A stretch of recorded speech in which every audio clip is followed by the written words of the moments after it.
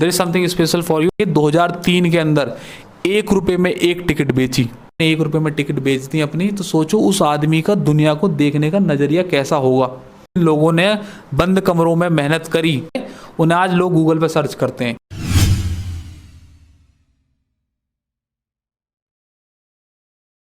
Phone ये birthday एक ही दिन आने वाला, तो उसी दिन बोलेंगे, ठीक है ना, there is something special for you. लेकिन आपको शायद इसके बारे में पहले कहीं सुना होगा, तो क्या हो सकता है, तो कोई है किसी के दिमाग में से मैं क्या बोलने वाला हूँ। लास्ट भंडारे में मैंने वो बोले थे कुछ, एक नया क्रिएशन करी थी, एक हल्दी की, अदरक की, कॉफ़ी, कैफिन्स की, इलायची की, ये सब चीज़ की क्रिएशन करी थी।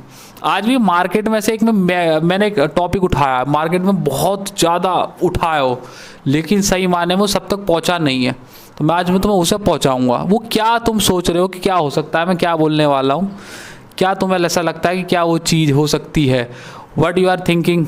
अब तक की प्रीवियस स्पीच तुमने सुनी है, तो क्या तुम्हें ऐसा लग रहा है कि यार वो चीज़ शायद होगी, या इस पर आसर बोलोगे, क्या कुछ भी, व्हाटएवर इट इज़, क्या मतलब कौन से टॉपिक के रिगार्डिंग होगा, क्या तुम सोच रहे हो। कोई भी किसी के भी दिमाग में आता हो तो वो बोल देवे, कोई आइडिया कुछ भी आता हो कि सर मुझे ऐसा लग रहा है कि आज वहाँ का टॉपिक टच होने वाला है, कुछ भी हो सकता है, मतलब कुछ भी जो भी आपके मन में आता हो।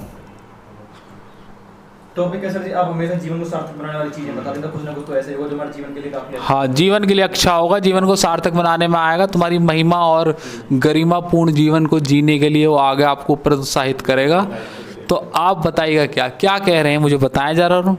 अबाउट टू कॉम्पिटिशन, अरे कॉम्पिटिशन में सारे दिन पढ़ाते हैं, सारे दिन इतनी चीज बता दी, सब खोद दिया, मैं अब कॉम्पिटिशन में ही बोलता रहूंगा। ब्रह्मास्त्र ना मिला, ब्रह्मास्त्र तो है क्या, उन दिन का चक्कर सुबह शाम लगा पड़ा है, सब ब्रह्मास्त्र है। क्या लग रहा है, क्या दिमाग में, ये अरुण ने थोड़ा सा बताया कि भाई जीवन को सार्थक बनाने वाली बात है, तो क्या है वो बात, किसके क्या दिमाग में आ रहा है कि क्या हो सकता है,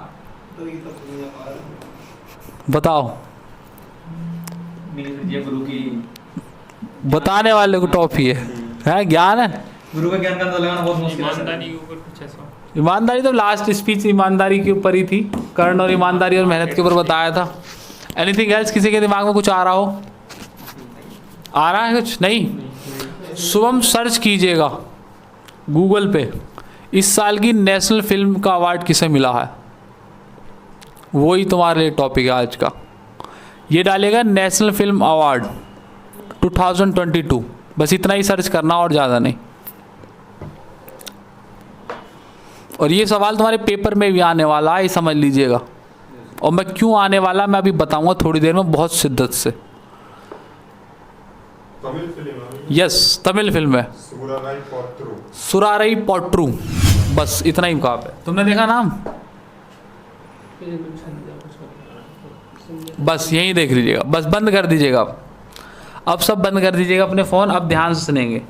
इस साल की नेशनल फिल्म 2020, अब चल रहा है 22, लेकिन नेशनल फिल्म चुनी गई है 2020 की। पहले हमारा नेशनल फिल्म अवार्ड जो था वो 1 साल लेट चल रहा था, लेकिन अब कोविड की वजह से वो 2 साल लेट चल रहा है। तो इस साल की जो 2022 में दिए गए अवार्ड वो एक्चुअली हैं 2020 के, और नेशनल फिल्म चुनी गई है कौन सी, सोराराई पोट्रू। ये एक तमिल मूवी है जो OTT पर आई थी अमेजन के प्लेटफॉर्म पर दिसंबर 2020 में, और इसका एक हिंदी रीमेक बना अप्रैल 2021 में अमेजन के प्लेटफॉर्म पर, जिसका नाम था उड़ान। अच्छा, जिस दिन नेशनल फिल्म के अवार्ड, अभी कुछ दिन पहले की बात है, CPO में सवाल रखा मिलेगा तुम्हें, सोराराई पोट्रू तमिल फिल्म में, ठीक है। जो बेस्ट एक्टर था उसका नाम था सूर्या, एक साउथ का बहुत बड़ा हीरो है। जिस दिन नेशनल फिल्म अवार्ड बंटने वाले थे उस दिन पूरे ट्विटर पे हैशटैग चल रहा था कि सूर्या को ही मिलेगी ये मूवी। और मैंने जब वो देखा तो मेरे दिमाग में एक क्लिक किया, मैंने तो सूर्या का नाम सुना ही नहीं है, तो सूर्या ही सूर्या चल रहा है। अच्छा, उसके बाद मेरे दिमाग से निकल गया, मैं क्लासेस में बिजी हो गया। अगले दिन मुझे पता चला कि सूर्या को बेस्ट एक्टर अवार्ड मिला है, वो भी किसका, इसका क्या नाम है इस फिल्म का, सोराराई पोट्रू। अच्छा, फिर मैंने उसके बारे में सर्च किया तो मुझे पता चला वो अमेजन में पड़ी हुई है, तेलुगु फिल्म है। उसके बाद कुछ महीने के बाद ही अप्रैल के महीने में 2021 में उसका हिंदी रीमेक आया, उसका नाम था उड़ान। ये वो मूवी थी। अब मुझे नहीं लगता यहाँ कोई बैठा हुआ है किसी ने नाम सुना हुआ है सोराराई पोट्रू का तमिल में भी, और ना ही उड़ान का। अब मैं तुम्हें इसकी बैकग्राउंड हिस्ट्री बताऊंगा। सूर्या को मिली थी उड़ान, क्या है ये उड़ान और कैसे ये इस नेशनल फिल्म अवार्ड बनी है और क्यों ट्विटर पर उस दिन वो छाई हुई थी, मैं आपको इसके बताऊंगा। आपने GR गोपीनाथ का नाम सुना होगा, गौरई अयंगर गोपीनाथ, GR गोपीनाथ इन्हें बोलते हैं। अभी इनके बारे में बताऊंगा। इन पर ये बेस्ड मूवी है। 2001 में एक आदमी ऐसा था, आज से कई साल पहले, एयरफोर्स के लिए इन्होंने GR गोपीनाथ ने सर्विस दी थी, तो इंडियन एयरफोर्स में काम करते थे। तो इंडियन एयरफोर्स से इनके घर पे फ़ोन आया, इनके घर से फ़ोन आया इंडियन एयरफोर्स में कि भाई इनके पिताजी की बहुत ज़्यादा तबीयत ख़राब है, आप इन्हें तुरंत घर भेज दीजिएगा। तो ये एयरपोर्ट पर गए, तो इन्हें जो टिकट मिल रही थी उतनी जेब में इनके पैसे नहीं थे। इन्होंने लोगों से मदद मांगी, मुझे आप पैसे दे दीजिएगा, मैं आपको रिटर्न कर दूंगा, मुझे इमरजेंसी में मेरे फादर के पास जाना है। बट पैसे ना होने की वजह से ये जा नहीं सके। तो फ़्लाइट तो थी लेकिन दैट वाज कॉस्टली, वो इतनी कॉस्टली थी कि वो अफोर्डेबल नहीं थी और वो उस समय में मदद मुहैया करा नहीं पाए। और जब वो पहुँचे, जब उनके फादर की डेथ हो चुकी थी। अच्छा, ऐसे इंसिडेंट अगर किसी की ज़िंदगी में हो जाए तो वो अच्छे अच्छे आदमी की ज़िंदगी बदल देते हैं। और यही लोग होते हैं जो फिर बाद में समाज सुधारक का काम भी करते हैं, और ये सही मायने में सुधारक भी होते हैं, क्योंकि ये एक आइडिया लेकर पैदा होते हैं। तो इन्होंने ये सोचा कि यार मैंने एयरफोर्स के लिए भी नौकरी करी, मेरे पास पैसे भी थे, सरकारी नौकरी भी थी, फिर भी मैं पैसे ना होने की वजह से अपने घर नहीं पहुंच पाया, अपने पापा से नहीं मिल नहीं पाया, और वो इतना मुझसे कहते थे। तो इन्होंने आइडिया लगाया कि क्यों इतनी प्लेन की जो टिकट है महंगी हो, मैं इन्हें सस्ती करके बनाऊँगा। तो GR गोपीनाथ वो एक आदमी था जो 2001 में शुरू किया था इसका आइडिया। वो अमेरिका गए हुए थे, उन्होंने सारे जगह ढूंढा और फिर उन्होंने सोचा कि मैं सस्ती एयरलाइंस चलाऊंगा। तो 2003 अप्रैल के महीने में एक एयरलाइन रजिस्टर हुई जिसका नाम था डेक्कन एयरलाइंस। वो GR गोपीनाथ ने उसके फाउंडर थे, और वह भारत में एक ऐसी प्लेन थी। देखो, एक प्लेन का मैं तुम्हें बेसिक स्ट्रक्चर बताता हूँ। एक प्लेन को, जो नॉर्मल प्लेन की बात कर रहे हैं बस, उसमें 4 से 6 इंजन होते हैं और लगभग 200 से करीब सीट होती हैं, और बहुत सारे फिक्स्ड एयर विंग्स होते हैं टर्बो वाले, और वो मेरे कॉमर्शियल प्लेन होते हैं। ये आदमी ये जानता था कि अगर ऐसे प्लेन भारत में चले तो हम कभी भी इन्हें कॉस्टली दे नहीं पाएंगे, मतलब हमें इसकी जो कॉस्ट है वो हमें कम करनी है, जितना हो सकता है कम करनी है। अब मैं बताता हूँ इसके उसने आइडिया क्या सोचा। अगर आज जो हमने खाना खाया है, अगर हम कहीं बहुत बड़े होटल से मंगाते तो यही कॉस्ट 10 टाइम्स हो जाती। यही कॉस्ट, खाना यही आता, 100% यही आता, इसकी कॉस्ट 10 टाइम्स हो जाती। हम वहीं जाके खाते तो AC का चार्ज लेते, लाइटिंग का चार्ज लेते, अपने सोफे का चार्ज लेते, सर्विस चार्ज ले लेते, GST लगाते, यही जो हमने खाना खाया ये 10 टाइम्स हो जाता। हमने एक मेडियोकर से मंगाया है, ना ज़्यादा बहुत ऊपर ना ज़्यादा बहुत नीचे, जिसकी मार्केट में तारीफ भी है, लोग उसे फॉलो भी कर रहे हैं, ऐसी जगह से बनाया। GR गोपीनाथ इस बात को जान गया था कि एयरलाइंस शुरू की जा सकती है अगर हम ऐसे ही ढाबे ऊपर खोल दें हवा में। समझो मेरी बात को, 2 घंटे की, अगर तुम्हें दिल्ली से बेंगलोर जाना 2 घंटे लगते हैं, उसमें तुम्हें क्या तो मैगजीन की जरूरत है, क्या तुम्हें बिजनेस क्लास की जरूरत है, क्या तुम्हें हाई फाई सर्विस की जरूरत है, क्या तुम्हें खाने की जरूरत है। गोपीनाथ ने कही कि इन सब की कोई जरूरत नहीं है। उसने अपनी पहली फ्लाइट बेंगलुरु से हुबली चलाई। कर्नाटक की बहुत छोटी जगह पर है बेंगलुरु भी और हुबली भी। उसने कहा पूरा इंडिया टेक ओवर नहीं करना है, पहले मुझे दुनिया को मैसेज देना है कि ये संभव है। क्योंकि जब उसने ये आइडिया अपने बात में रखा था, क्योंकि उसके पास पैसे तो थे नहीं, उसके पास आइडिया था, तो कोई उसको मानने को तैयार ही ना, कौन इन्वेस्टमेंट करे। तो उसने रिसर्च करी।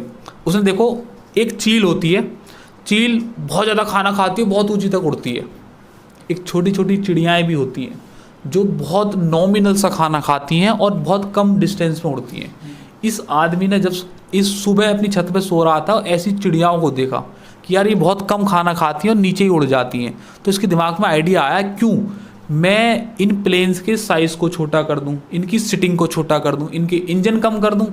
अच्छा, एक बात आप नहीं जानते होंगे, कम से कम पेंट करने का खर्चा, जो हवाई जहाज के ऊपर पेंट करने का खर्चा होता है, उससे उसका लगभग 50 से 100 किलो वेट बढ़ जाता है। तो उसने कहा हम पेंट ही नहीं करेंगे अपने प्लेन पर, बहुत नॉमिनल सी वो करेंगे बस। इसने सिर्फ जब पहली बार 2003 में डेक्कन एयर चलाई बेंगलोर से हुबली के लिए, तो सिर्फ 48 सीट का एक प्लेन बनाया था। उसमें सिर्फ 2 इंजन थे और 6 फिक्स्ड एयर टर्बो थे, जो विंग्स में 3 इधर लगे रहते, 3 इधर। और इन्होंने एयरप्लेन यूज़ ही नहीं करे। इन्होंने क्या यूज़ किया, इन्होंने यूज़ करे एक बेड़े होते हैं हवाई जहाज के, जो बिजनेस के लिए इस्तेमाल होते हैं, मतलब माल यहाँ से वहाँ जाता है। वो वाले प्लेन बहुत छोटे होते हैं, वो वाले प्लेन इस्तेमाल कर लिए कॉमर्शियल के लिए। और आप यकीन नहीं मानेंगे, 2003 के अंदर ₹1 में एक टिकट बेची, ₹1 में प्लेन की टिकट। 2003 के अंदर एयरलाइन डेक्कन जब स्थापित हुई तो बेंगलोर से लेकर हुबली के लिए जो पहली सवारी चली थी वो ₹1 कॉस्ट थी उसकी। इन्होंने जगह जगह जाकर अपने बूथ लगाए, लोगों से बात करी कि आप एयर डेक्कन के लगवाइएगा और ₹1 जो सबसे पहले रजिस्टर करेगा हमारे यहाँ स्टार्टिंग की बहुत सारी सीट्स पे, हम उसे ₹1 में बेचेंगे। और उसके बाद अगर कोई दूसरी एयरलाइंस का इस्तेमाल कर रहा है और उसे वहाँ टिकट नहीं मिली है तो हम उसे उससे बहुत ज़्यादा सस्ती में देंगे। तुम मतलब बहुत सस्ती तो छोड़ो, ₹1 कोई कॉस्ट होती है क्या? चलो 2003 की मान लो, 20 साल पुरानी तो बात है, ₹1 कोई कॉस्ट होती है?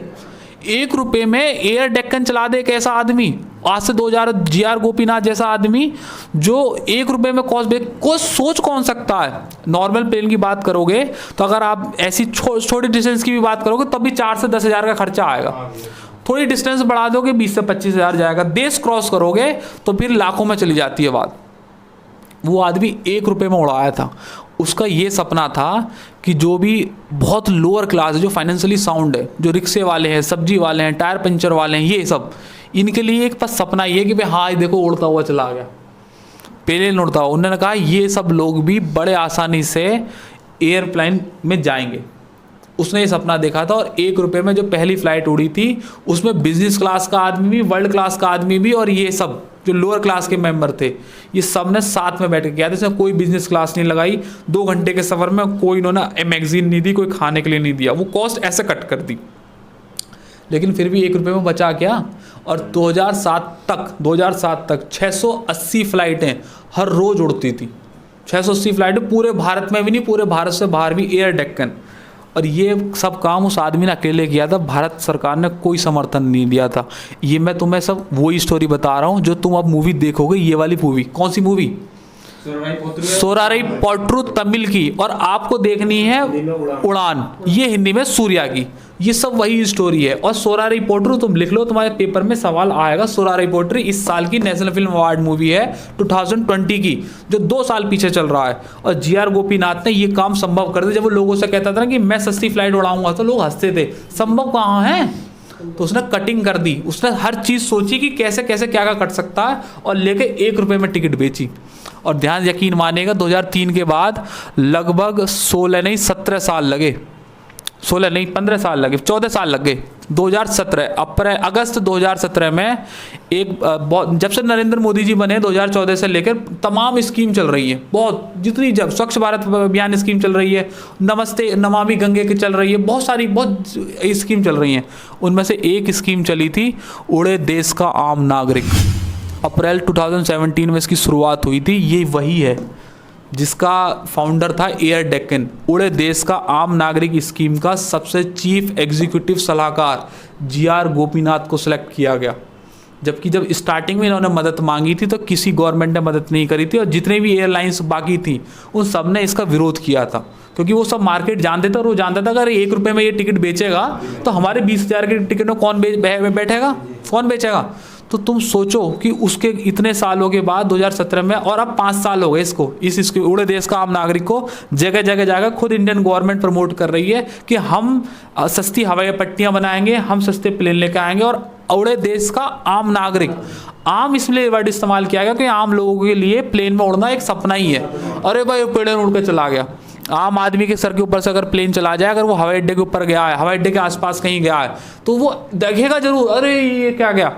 लेकिन जो हर रोज बैठते हैं प्लेन में वो कभी नहीं देखते, उसकी वॉइस को भी वो मना करते हैं, ये कोई चीज़ है तो रोज का काम है हमारा बैठना।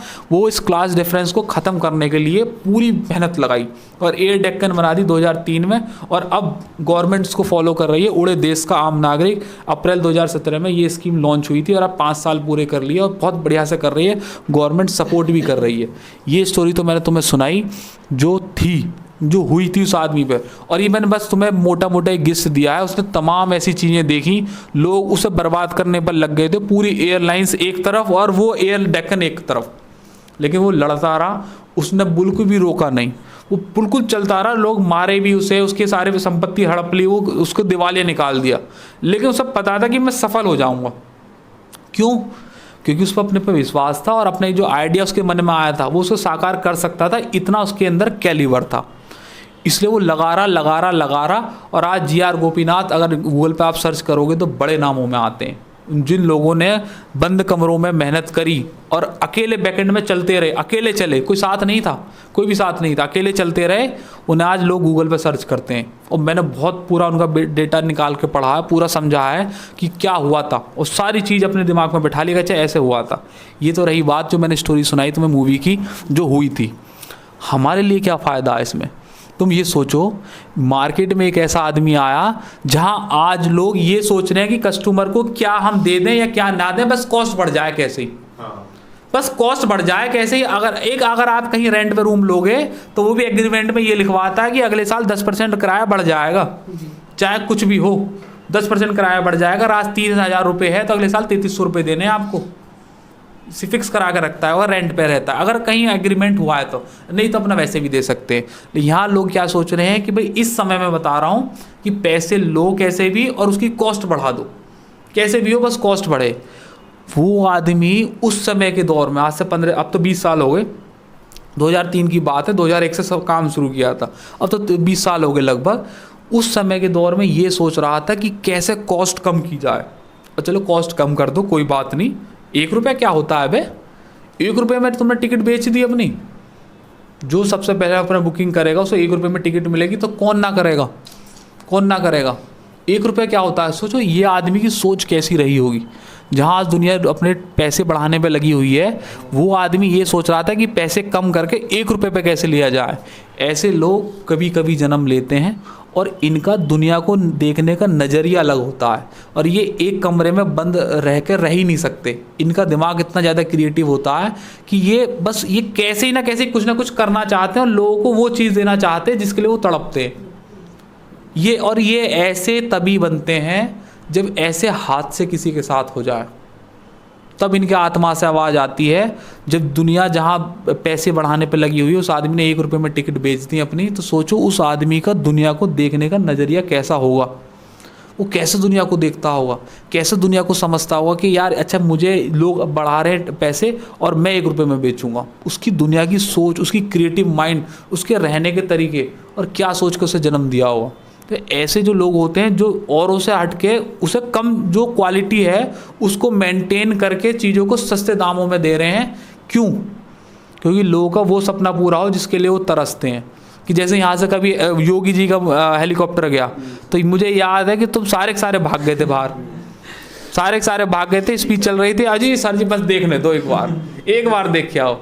ये जी.आर. गोपीनाथ जानता था कि ये इतने बच्चों की बात नहीं है, भारतवर्ष में हर आदमी की बात है, उड़े देश का आम नागरिक। आम का मतलब हम लोगों की बात चल रही है। इन लोगों के लिए उस प्लेन में उड़ना मतलब एक सपने जैसा ही है। उसने कहा कि हम इतना सस्ता कर देंगे कि जैसे रिक्शे में बैठना होता है, टेम्पो में बैठना होता है, इतना ही प्लेन में बैठना भी होगा। तो ऐसे आदमियों का क्या नज़रिया रहता होगा, क्या ये सोच के काम करते हैं, तुम खुद ये लगा सकते हो। बिल्कुल आज के डेट में वो उड़े देश के आम नागरिक जो स्कीम है भारत की, उसके चीफ एग्जीक्यूटिव सलाहकार हैं सबसे बड़े, उस कमेटी के सलाह देते हैं बस वो अपनी, बस उनका बाकी काम पूरा हो चुका है और भी अच्छी पोस्ट पर है उस पर। तो सोचो उसका क्या रहता होगा, है कि नहीं। ये आज के लिए तुम्हारे लिए था।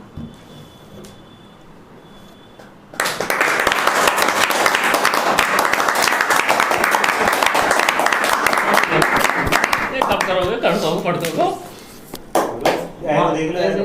अरे मेरे ऊपर ही छोड़ो क्या।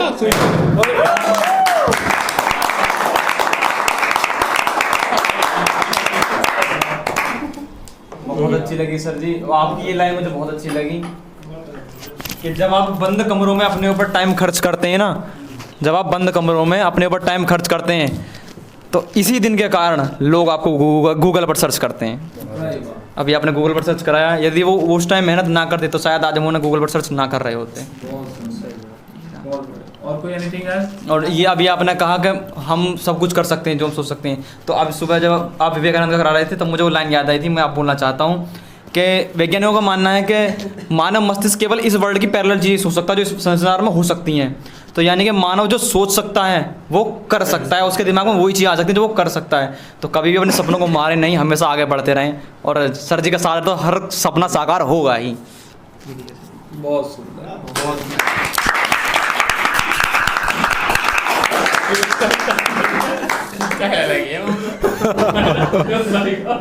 पनीर बोल रहा पनीर बोल रहा है।